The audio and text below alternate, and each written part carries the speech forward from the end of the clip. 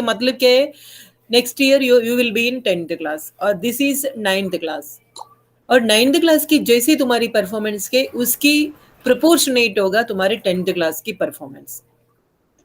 ठीक है, सो online classes को सीरियसली लेना है हमें।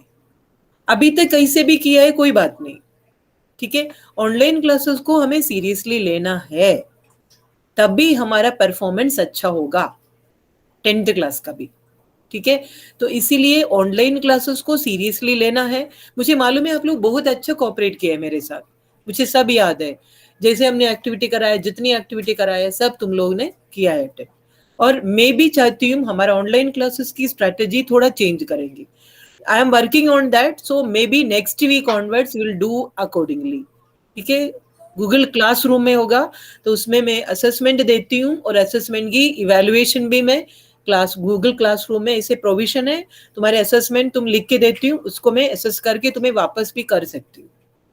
ठीक है, और मेथड में भी चेंज कर सकती हूँ मैं मेथड में भी कुछ चेंज लाना चाहती हूँ मैं। आप वो आपको पता चल जाएगा अगले हफ्ते में, बिकॉज अभी क्लासेस स्टार्ट नहीं हुआ है ना, तो फर्स्ट क्लास है ना आज, तो क्लासेस में ट्रायल करके उसको फाइनल करके ये क्लास का स्ट्रेटेजी भी मैं चेंज करना चाहती हूँ। ठीक है, वो सब आप अपनी क्लास के आउटपुट अच्छा होने के लिए मैं कर रही हूँ।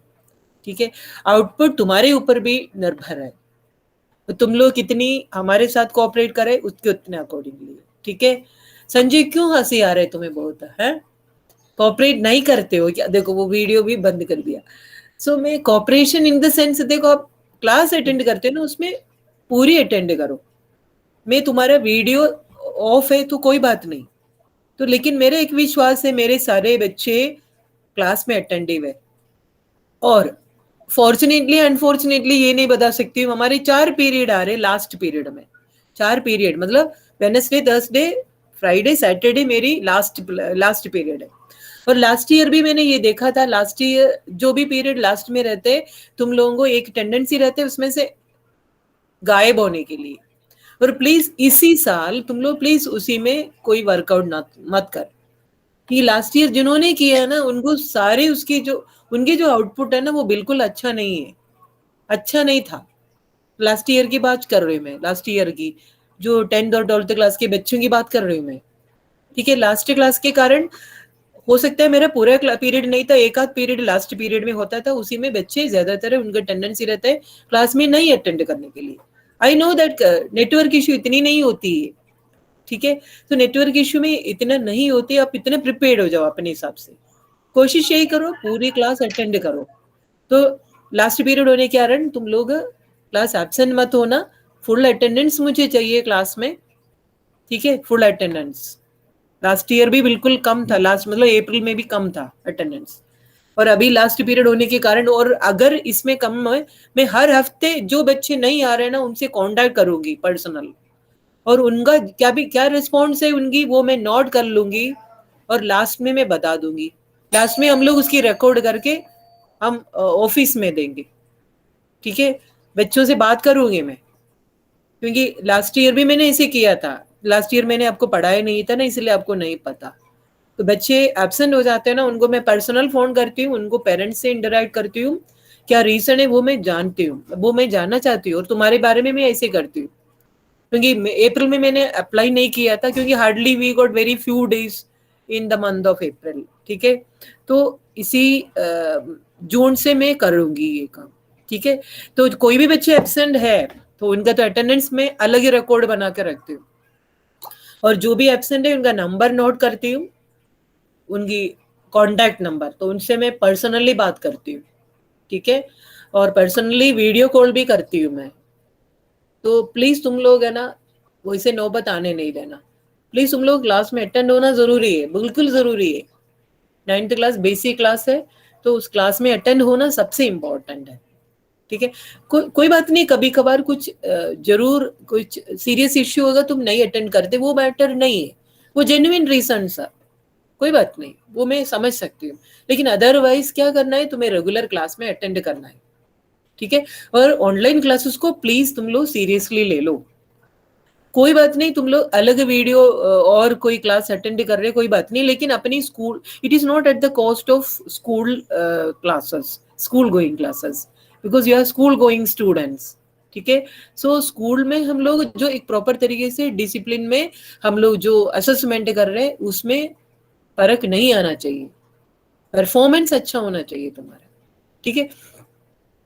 और इसलिए सबसे इंपॉर्टेंट है रेगुलर। और क्वेश्चन की पैटर्न ऑल्सो चेंज, पैटर्न में भी चेंज आ गया। तो क्वेश्चन पैटर्न में क्या है कि रॉट लर्निंग ज्यादा नहीं हो रहा है। रॉट लर्निंग मीन्स जो तुम बाय हार्ट करके जो करते हैं ना उसको ज्यादा नहीं है, उसकी वेटेज कम हो रहा है। तो इसका मतलब है तुम्हें क्लास में अटेंड होना जरूरी है, समझना जरूरी है, ठीक है। और मैंने आपको पहले ही बता दिया था तुम लोगों को नोट में क्लास में डिक्टेट नहीं करूंगी, मैं कोशिश करती हूँ हर चैप्टर के बाद में कुछ नोट्स बना के पीडीएफ करके दे दूंगी तुम्हें, क्योंकि क्लास में हार्डली हमें 40 मिनट्स मिल रहे हैं ऑनलाइन क्लासेस में, तो उसमें 40 मिनट्स में मुझे नोट्स देने में भी प्रॉब्लम आएगा। तो अगर मुझे लगता है तुम्हारे नोट्स की जरूरत है, पीडीएफ फाइल में भेजूंगी आपको अलग, ठीक है।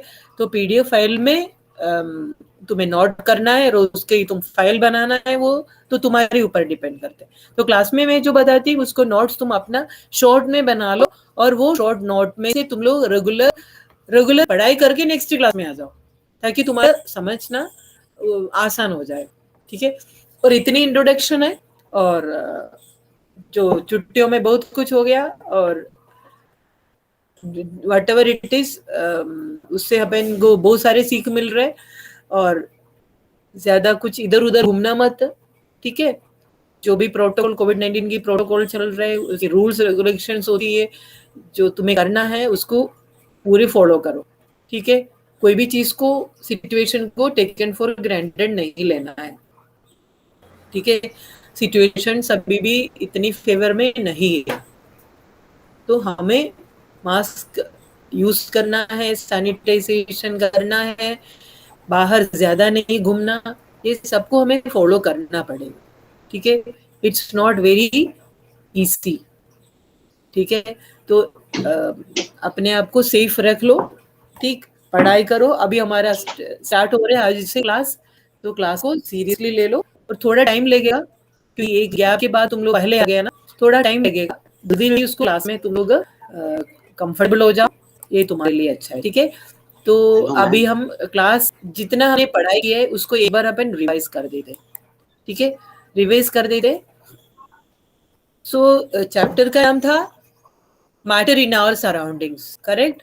Matter in our surroundings, we have learn lot of matter. So Hello, ma'am. first we have discussed important properties of matter. 3 characteristic properties of matter are there. First property, what is the first property, characteristic property, Shahid? Ma'am, they have space between them. They are made up of very small particles. यही बोला था, Yes, ma'am. ठीक है। Yes. Rishika? Ma'am, particles are continuously moving. Very good, particles are continuously moving. Ma'am, may I? Yansha? Particles of matter have space in between them. Particles of matter has space in between them. Ma'am, Akhil? Ma'am, interspace ma'am, ma'am, in particle there is interspace less. Interparticle space is there. Yes, ma'am. Then Ma'am, may anything I? is missing. Ma'am, may I? Ma'am, Samradhi. Ma'am, Samradhi. एक minute, one minute. नियति? Particles of matter attract each other. Good. Particles of matter attracts each other. ठीक है. See, these are the properties of matter, and broadly matter. हाँ, चाहिए. Any doubt you have? No, ma'am. Ma'am, एक और तो होती है ma'am interparticle force of attraction, ma'am. हाँ, so that she said. ये भी, हाँ, that point already. Particles, interparticle force is existing. So it may be attraction, it may be repulsion. Okay, but interparticle force is there. That is important. Attraction is also there. Attraction is there because now you are not up to that level to understand, repulsion is also there. So now you can understand this much: particles, interparticle force of attraction existing between the particle of matter. Okay, that's all. Clear, Shahid? Yes, ma'am. Yes, So ma'am. now let us think about classification. Matter broadly classified into three categories: solid, liquid, and gas. Okay, so particles of solid characteristic features are there. Liquid, we are not discussing all in detail. Liquid, some properties are also there. Gases are also properties are there. I think we have tabulated the differences between solid, liquid, gas, and all. Okay, points we have already written in tabular form. So I hope you have learned it also well. So now let us think about the next point. Next point is that the particles of matter change their state. Change state. That means change of states of matter. Change. Changes, major changes are change of solid into liquid, liquid into gas, solid into gas. These are the major three changes. Other than this, reverse changes are also there. Like liquid can be converted into solid, gas can be converted into liquid, and gas can be converted into solid even. So these are the reverse changes. Okay, Hello, forward ma'am. changes are there and backward changes are also there. So these all names we have seen, and the process also we have discussed, and there are specific temperatures are also there associated with the process, like when a solid converted into its liquid form, the process takes place at a specific temperature. This temperature is called a melting point. Got it? We have Hel- discussed this melting point. It is a specific temperature at which the process of melting takes place. Similarly, there is a specific temperature at which boiling takes place. A liquid starts converted into its gaseous state, and this particular temperature is called what? Boiling point. Boiling point. Boiling point. So boiling point is related to the process boiling, and melting point is related to the process melting. Other than this, one more process is also there, that is called a sublimation, where a solid changes into gaseous form. Like when we keep camphor or when we keep naphthalene in open air, naphthalene bolts in open air, it gets converted into gaseous state without leaving any liquid state in between. Generally, a solid converted into gaseous state through liquid only. But in this case, solid directly changes into its gaseous form without passing through the liquid form. This change is known under the name sublimation. Got it? And few sublime substances are also there, like naphthalene, camphor, ammonium chloride, iodine. These are all coming under the category sublime substance. And apart from this, we have discussed one more concept. याद होगा आपको latent heat Non-spontaneous. of latent heat of Latent heat of vaporization. and latent heat of vaporization. Okay, and latent heat of vaporization, latent heat of fusion. We have seen already hidden temperature, hidden heat energy which is there associated with the particle, and this is generally associated between the space of the particle. Okay, and because of this, the burning by steam is more severe as compared to that of boiled water. Correct? गर्म पानी से ज्यादा burning किससे होता है? Steam से होती है. यही रीजन है, बिकॉज स्टीम के अंदर लेटेंट हीट ऑफ वेपराइजेशन है, बहुत है. आप समझ सकते हो, बाय मिस्टेक हमारे हाथ जो स्टीम में आ गया किचन में जो काम करने के टाइम में, तो वो पूरी ब्लिस्टर बन जाते हैं only because of steam. not because of boiled liquid. Okay, so ये इसी का रीजन है latent heat of vaporization. और मैम दूसरा मैंने एप्लीकेशन आपको बता दिया, याद होगा, जैसे कट हो जाते हैं कभी कभी फिंगर, जब भी खेलने के टाइम में गिर जाते, सो हर्ट हो जाते लेग्स भी, तो खून बहाने के टाइम में उसको स्टॉप करने के लिए क्या यूज करते हैं? ठंडा पानी नहीं यूज कर रहे हम लोग, आइस यूज कर रहे हैं। Ice. Yes, ma'am. क्यों आइस यूज करते हो? इसके पीछे भी Hello, ये ma'am. रीजन है, because of the presence of latent heat of fusion. ये एक्स्ट्रा हीट है पार्टिकल में एसोसिएट करते हैं, इसको बोलते हैं लेटेंट हीट ऑफ फ्यूजन। ये Hello, हमने ma'am. डिटेल में पढ़ा था, याद है? इतना हमने कवर कर लिया था, याद है? और कुछ Yes, हमने ma'am. पढ़ा? Yes, और ma'am. कुछ पढ़ा है? नहीं ना? हाँ, मैम चाहिए। जो मैम। मैम जो स्टीम होता है मैम, उसकी काइनेटिक एनर्जी भी तो ज्यादा होती है मैम, इसलिए भी सीवियर बर्निंग होती है। स्टीम की काइनेटिक एनर्जी कैसे ज्यादा होती है बताओ? मैम मैम क्योंकि मैम उसको मैम हम मैम क्योंकि आपको मालूम है गैसियस स्टेट स्टीम में क्या होती है? पार्टिकल्स मूव करते हाँ हैं। प्रणव बोलो। मैम क्योंकि स्टीम गैसियस स्टेट में, और मैम गैसियस स्टेट में मैम पार्टिकल्स मूव करते हैं ma'am, kinetic Obviously. Energy. So because particles, steam is in the gaseous state, so particles are in the moving condition only. So that's why it is not directly related to kinetic energy, because kinetic energy is energy it is associated with the moving particle. So it is moving. Steam is moving. Okay, it is not staying at a particular place because it is gas. Gas is always moving up. Okay, but जो steam की severe होने का यही reason नहीं है, due to more kinetic energy नहीं है, ठीक है? We can't compare kinetic energy of boiled water and steam on this particular context. यहाँ में हमें सिर्फ यूज करना है लेटेंट हीट ऑफ वेपराइजेशन। हाँ चाहिए, did you get the answer?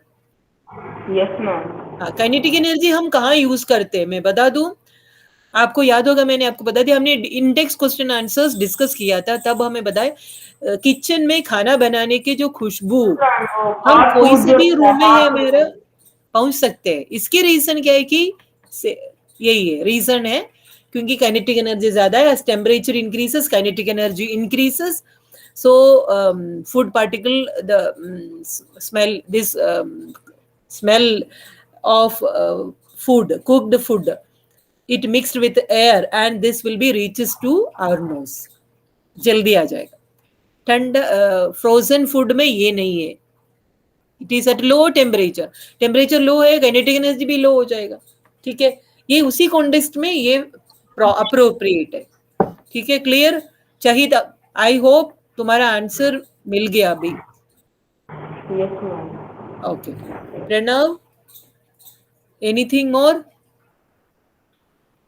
No ma'am. हाँ ठीक है, मैं इसीलिए प्रणव से पूछे क्योंकि वो भी आंसर बता दिया, वो सेम है, लेकिन उसकी जो प्रेजेंटेशन में थोड़ा डिफरेंस होना चाहिए, इसीलिए।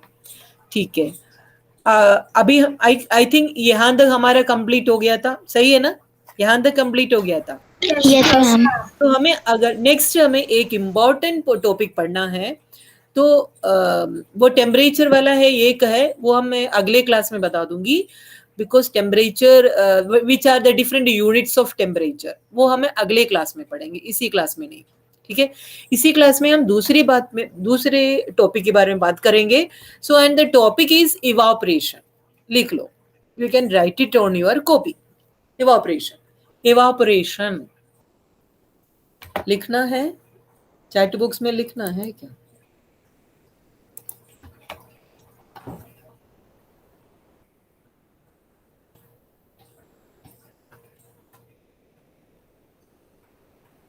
ठीक है, सो इवापोरेशन,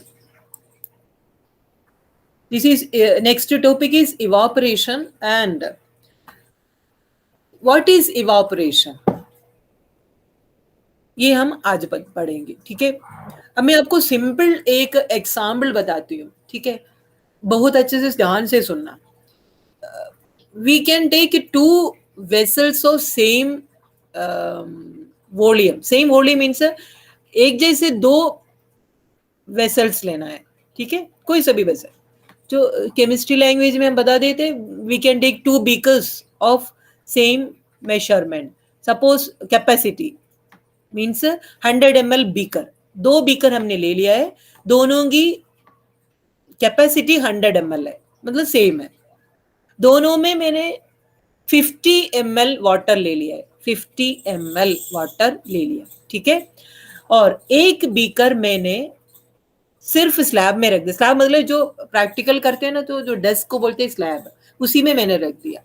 और दूसरे बीकर मैंने बर्नर के ऊपर रखे, उसको थोड़ा गर्म कर दिया। टेम्परेचर जैसे रूम टेम्परेचर मान लीजिए 30 डिग्री सेल्सियस है, उससे मैंने 35 डिग्री सेल्सियस तक लाया, ठीक है, 35 डिग्री सेल्सियस तक लाया।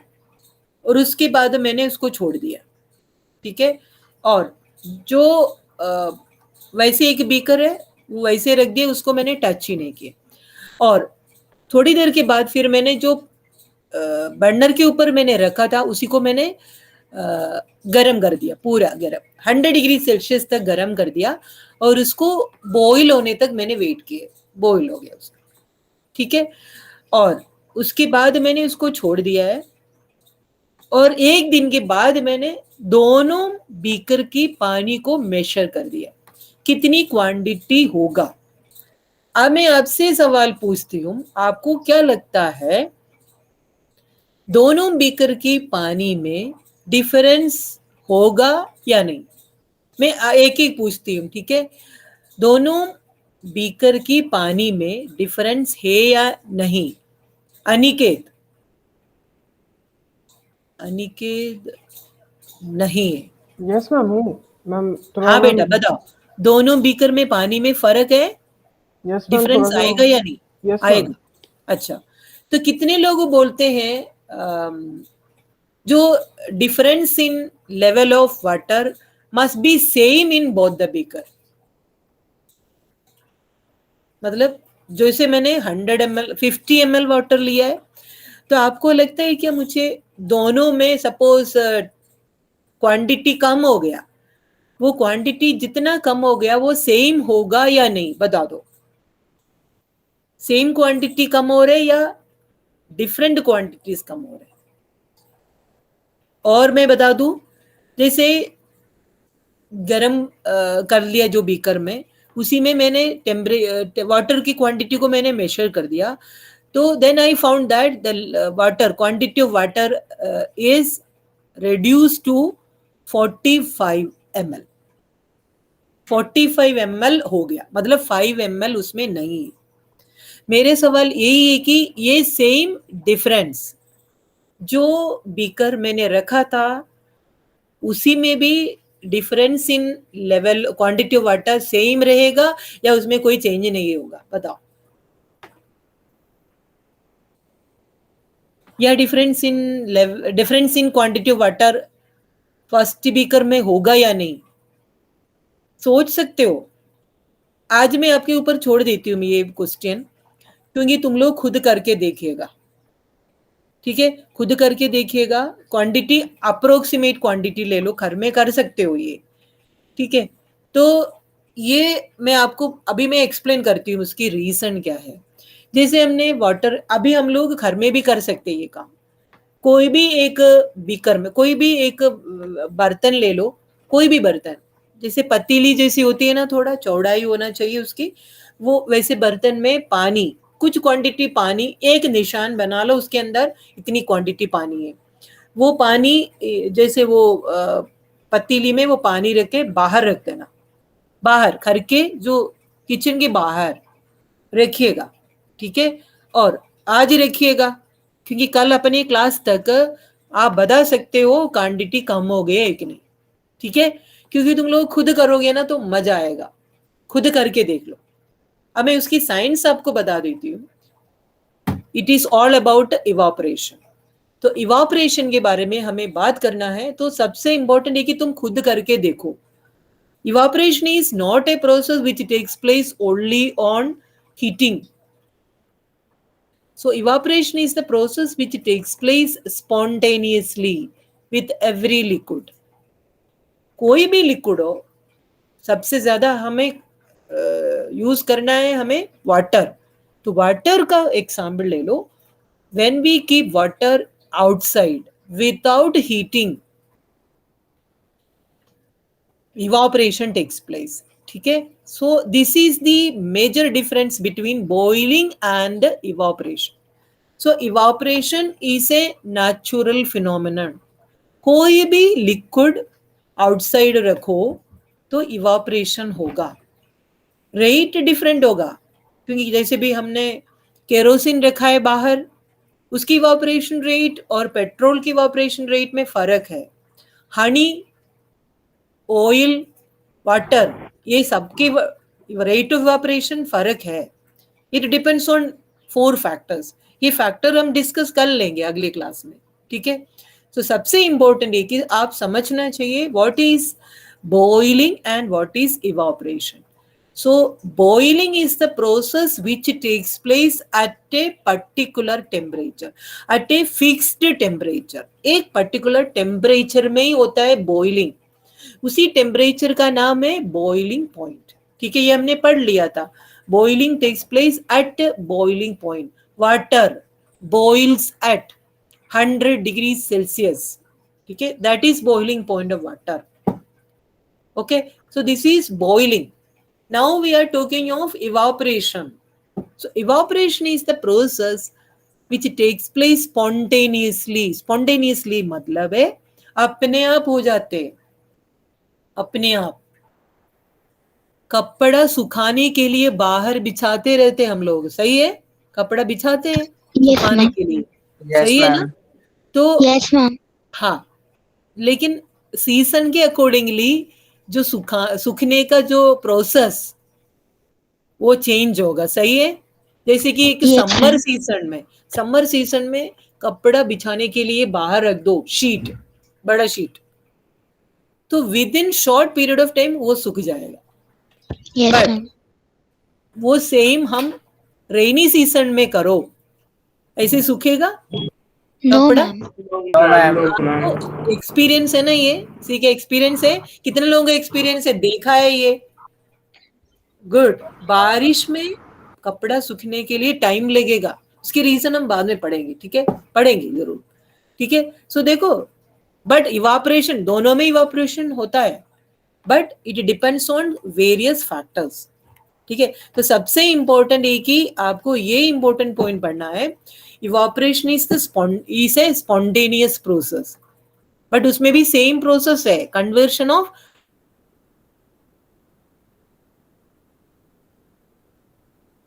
लिक्विड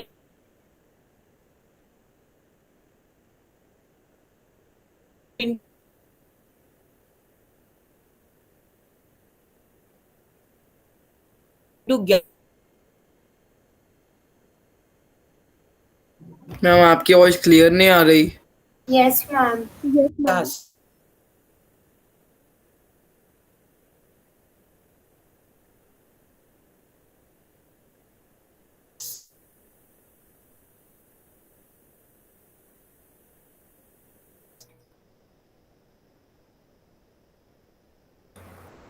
मैम नेटवर्क गया क्या? लग तो ये रहा है, बट यही डिफरेंस है, बॉइलिंग करने के लिए हमें एक्स्ट्रा हीट एनर्जी देने की जरूरत है, बट इसी के लिए एक्स्ट्रा हीट देने की जरूरत नहीं।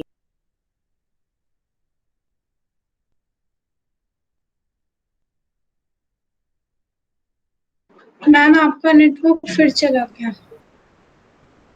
मैम ही चलेगा ही। मुझे लगा था कि मेरा नेटवर्क। मुझे भी पहले लगा मेरा गया। ये चीज बड़ी कॉमन है, जब भी टीचर बस कनेक्ट जाता है ना हिल रहे हैं, तो कोई भी, मैम नहीं हिल रही है। नहीं, ये चीज बड़ी कॉमन है, जब भी टीचर कनेक्ट जाता है ना कोई शक ही नहीं करता टीचर पे। जब भी टीचर कनेक्ट जाता है कोई टीचर पे शक नहीं करता कि टीचर कनेक्ट चला गया। अरे यार रख देता ही वैसे भाई। मैं शॉक्ड हो गई कि सब लोग हिल रहे हैं कैमरे में, बस मैम ही नहीं हिल रही। Saira ma'am. Sairam. Saira. Now network issue is there, so that's why. Okay, no problem. Thank you. So evaporation for evaporation, extra heat energy is not required, but boiling takes place only with the help of heat energy, more heat energy. ठीक है, this is the first difference. Second difference आप लिख सकते हो, evaporation takes place at any time or at any temperature. Specifically at temperature mention करो. Evaporation takes place at any temperature.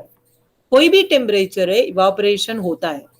Okay, but boiling takes place. Boiling के साथ में लिखना, but boiling takes place at a particular temperature. But boiling takes place at a particular temperature.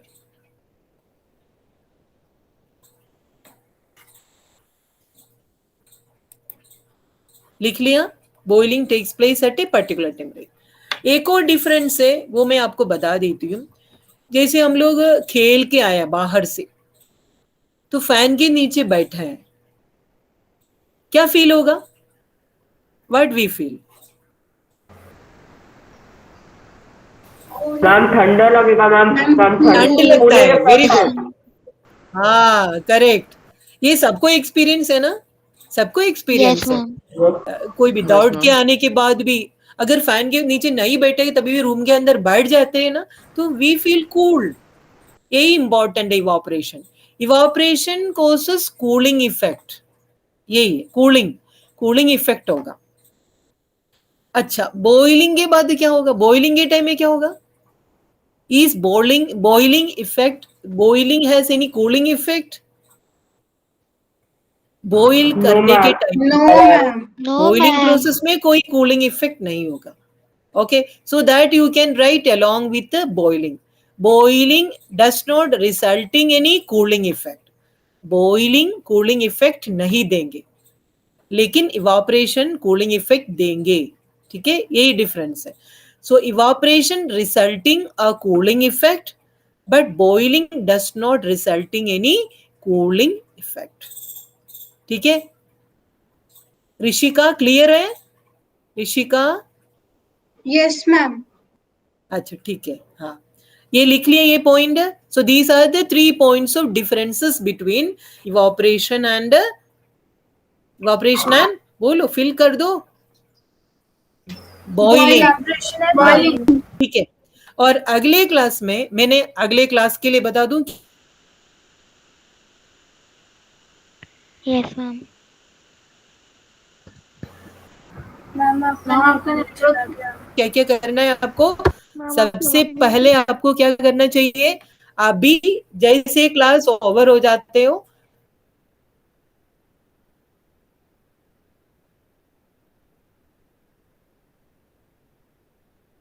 जो quantity एक बार major करो, और वो क्वांटिटी कितनी है एक निशान बना लो. और उसके बाद आपको क्या करना है, उसके बाद आपको वहीं पे छोड़ना, बाहर करके बारिश है तो अंदर रखना. ठीक है, करके जस्ट बारिश नहीं आना चाहिए. और उसके बाद कल तुम्हारे क्लास में बैठने के पहले एक बार देखो वो पानी की लेवल कितना कम हो गया. कोई क्वांटिटी नहीं लिखना, कितना कम है वो नहीं लिखना,